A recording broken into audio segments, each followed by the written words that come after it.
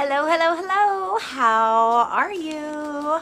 I am good, and I've been doing lots of pop ups because I have not been around on Mondays. But today I wanted to, about twice a year, I think I give you guys my top and favorite books. And so, without any further ado, here they are. Um, these were like major game changers, and then I also have like ones that I've read this year. So like always on my list every single time is The Alchemist by Paulo Coelho. And if you want to read an excellent book on the hero's journey, The Alchemist is the book to read, and it's just beautiful, and it's a fable, and I absolutely love it. The second one is Man's Search for Meaning.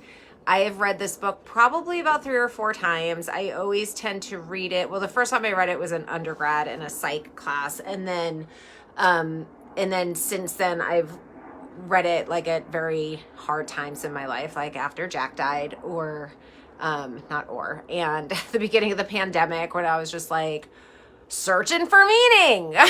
And so if you want an amazing yet hard book, read Man's Search for Meaning. It's on the top 100 of books that you need to read before you die.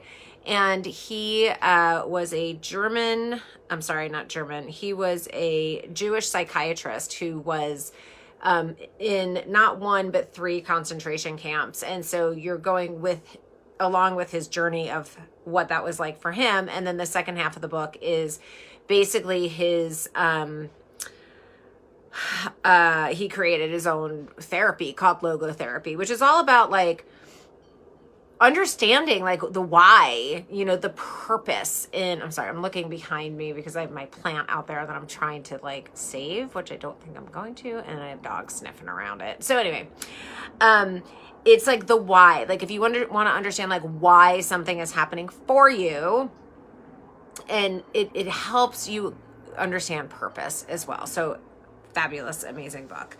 Empath Survival Guide. I always recommend this to all of my empaths out there. It was such an eye-opener for me, by Judith Orloff, and she is a psychiatrist and also a major empath. So it is a nice blend of spirituality as well as some like good science in there. It is basically the holy grail of being an empath, so highly recommend that. Power of Now is the last all-time book that I always recommend.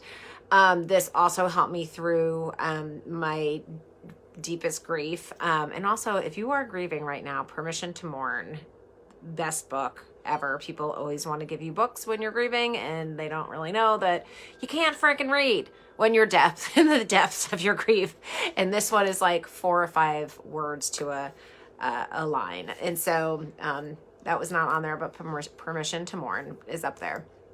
Power of Now, Eckhart Tolle, and it's all about really truly living in the present moment. And when you are in your present moment, you cease to suffer because you're living in the exact moment. And he writes that when you are focused on the past, you are going to be depressed.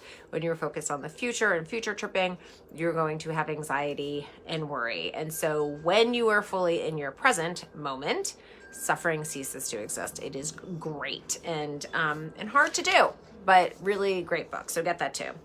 Other books right now, top of my list right now is Your Soul's Plan.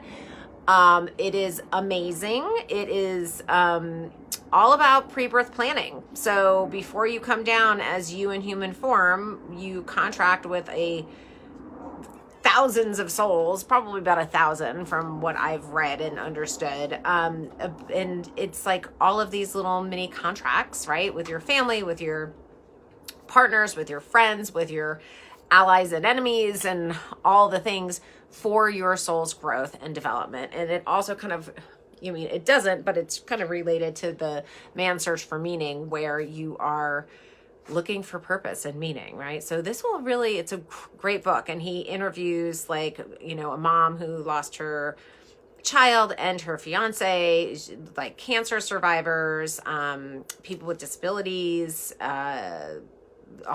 people with alcoholism. Like, so he hits all these different profiles of suffering people, and then he has like channels and guides come in, and so it's amazing. I'm like a huge fan of it.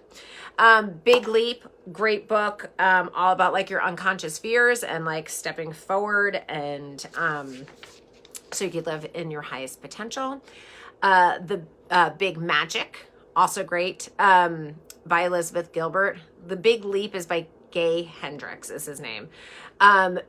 Big Magic is all about fear and creativity and how you can't have one without the other. Really good. Rest is Resistance. Read that one. Amazing, by Trisha Hersey. And it is, in essence, like when we rest, we are reclaiming our power, right? And we can't just keep on going. And that it's about unlearning that faulty belief that we are only worthy based on how much we produce. Untamed, amazing. Glennon Doyle, if you've not read it, go read it. It is basically an anthem for kick-ass women, and taking down the patriarchy, because, that's what we got to do. A Radical Awakening. Loved it, by Dr. Shefali. Amazing book, and it's all about shedding the deconditioning, or the conditioning that your family, your society, your culture, the patriarchy has embedded in you. And the big theme here in this book is like, who would you be if you didn't have all this conditioning? Such a great question. Basically, your most authentic soul self. But read the book. It's a big one. I listened to it. And she has the most like melodic, beautiful voice. So if you are an Audible person, definitely A Radical Awakening. The Soul's Plan, I just told you about. And oh my God, and that's it. That's it for today. So there you have it, my top 10 books for this year. And I'd love to hear from you. So have you read any of these books? Did you love them? Did you not like them? Thumbs up, thumbs down.